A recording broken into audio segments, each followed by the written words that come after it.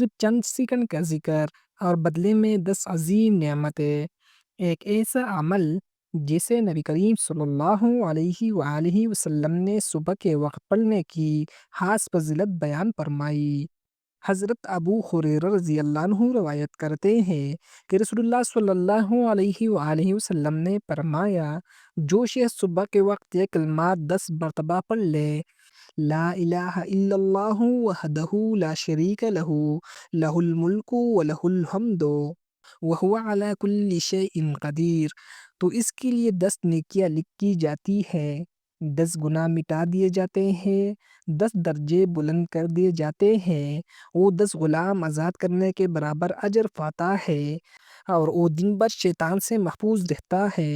حضرت عبداللہ بن عمر رضی اللہ عنہما روایت کرتے ہیں کہ رسول اللہ صلی اللہ علیہ وآلہ وسلم نے فرمایا، 2 کلمے ایسے ہیں جو زبان پر ہلکے، میزان میں بھاری اور اللہ کو بہت محبوب ہے۔ صحیح بخاری حدیث نمبر 6406۔ یعنی ذکر الہی چھوٹا عمل مگر بہت بڑا اجر۔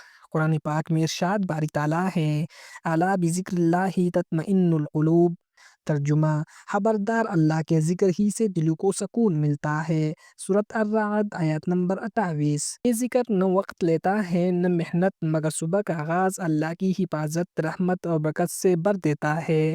کمنٹس میں دعا لکھ کے یا اللہ ہمیں صبح کے اذکار کی پابندی عطا فرما۔